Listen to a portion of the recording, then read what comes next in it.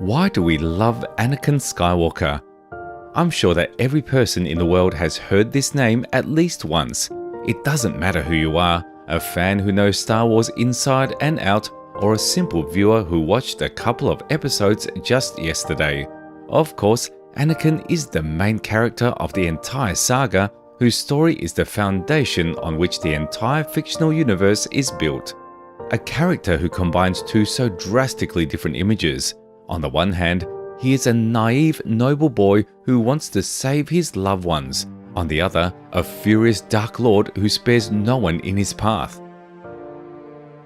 For many people, Star Wars ends precisely with the death of Anakin, who saved his son Luke from certain death.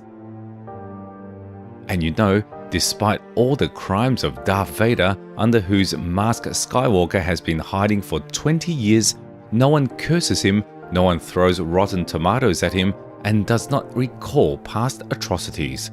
On the contrary, when he is already lying on the funeral pyre and only Luke remains of those who came to say goodbye to him, you notice as if you yourself are seeing off a departed loved one, and you feel sick and sad as if you've lost your dearest friend. Anakin Skywalker, also known as Darth Vader, did not leave anyone indifferent. So, after all, why did we fall in love with this character?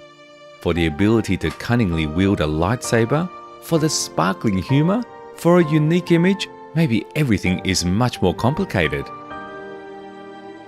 For several decades now, Anakin has remained the most popular Star Wars hero. His story begins with Tatooine, a small, poor planet where the hero is waiting for a fateful meeting with the Jedi Qui-Gon Jinn, who took the boy away from desolation towards great adventures. As it turned out, Anakin is the chosen one, which will restore the balance of the Force and fulfill an ancient prophecy.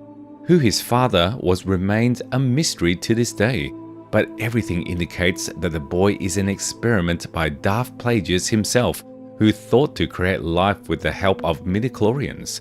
The other Jedi Masters were suspicious of Anakin. He was too old to join the Order and had an attachment to his mother, which went against the Jedi Code. However, after Qui-Gon's death, Anakin is initiated and becomes Obi-Wan Kenobi's Padawan. Probably, this is the first moment for which you begin to involuntarily respect him.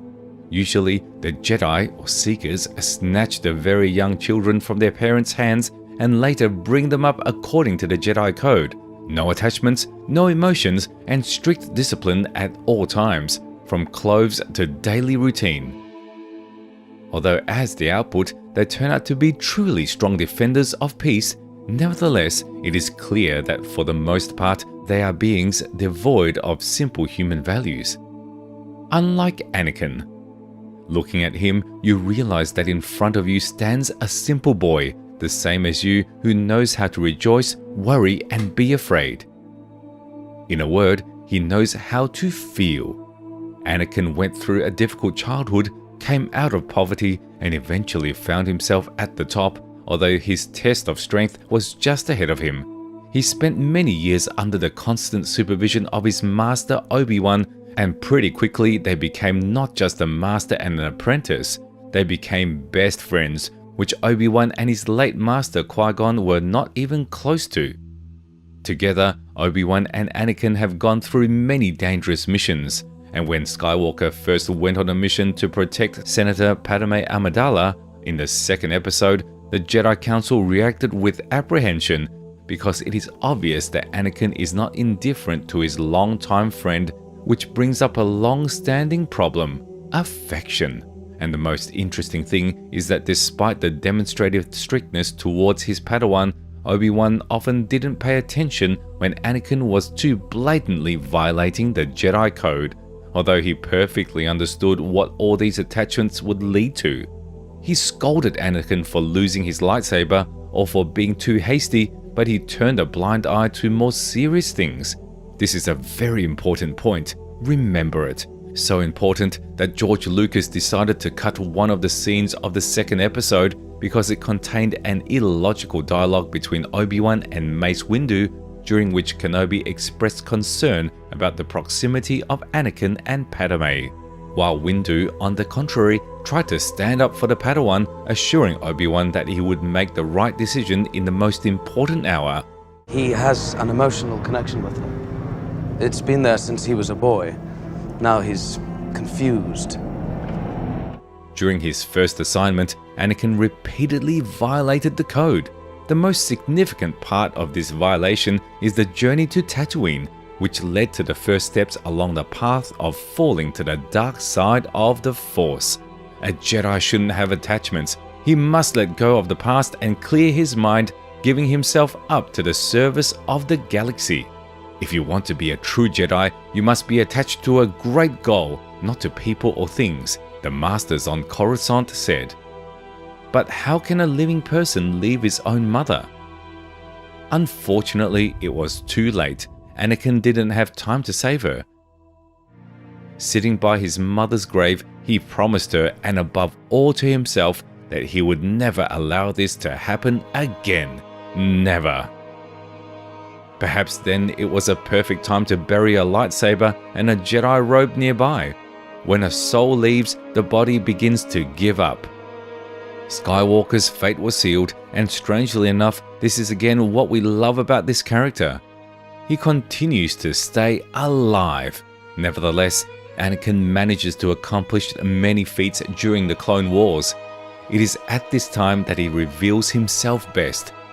The ability to act contrary to the code and rules led Anakin to great victories. However, this step-by-step brought him closer and closer to tragedy. In addition, Skywalker completely trusted Chancellor Palpatine, in whom he saw a kind of spiritual mentor, and did not notice how the Sith Lord, hiding under the guise of a good-natured grandfather, gradually inclined him to the dark side. It's upsetting to me to see that the Council doesn't seem to fully appreciate your talents. Don't you wonder why you've been kept off the Council? While he blamed his real mentor for all the troubles. As Anakin himself said, it's Obi-Wan's fault. Although this is not true, Kenobi not only turned a blind eye to all the violations of his Padawan, even when they were too obvious, he also continued to shield him from the Jedi Council, repeating over and over again, Anakin should be given a chance.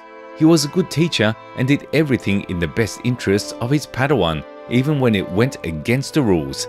Moreover, he considered Anakin as his best friend and trusted him completely. There is another cutscene from the Clone Wars that shows an important dialogue between Obi-Wan and Anakin on the planet Utapau. Kenobi allowed Skywalker, but at the same time believed that he would never betray him. How well would you sleep knowing I failed you? Not very well, I imagine. Luckily, that isn't true. And never will be. He was really a good master, or was he more of a good friend than a master? Perhaps if he had kept the Padawan under strict control, his terrible fall would not have happened. In that very cut-out scene of the second episode, Mace Windu said, "In the most important hour, he will make the right decision." And that hour has come. Please, don't! No! Anakin Skywalker is a powerful Jedi, a devoted family man, and a great friend. He tried to help everyone, but no one helped him. Not by deed, but by right instruction. Trying to restrain Anakin's impulse, the Jedi Masters only angered him. Obi-Wan understood everything, but he was not there every time and believed in his Padawan, sometimes even unnecessarily. It was this very faith that failed him. Faith prevented him from fulfilling the role of a good mentor. Having turned into a Dark Lord, Anakin received a new name of Darth Vader and ceased to control himself. For the first time in his life, he was free to do as he wanted and not as the hateful code says. The old thirst to restore justice began to play with new colors, but this time his victims were not the Desert Tusken Raiders, but the Jedi themselves, those who once tried to contain his unbridled rage. The resentment that had accumulated over the decades transformed into a determination to punish all those against whom this very resentment was accumulating. Anakin has become a real killing machine. Nothing else limited his power. Probably Vader's furious outburst became another factor for which we all love this character. He is the personification of evil, imprisoned in the dark suit.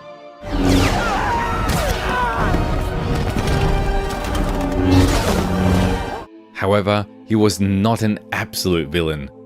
From time to time, he succumbed to old memories, doubts, sadness, and every time he looked into the past where he found a lot of pleasant things.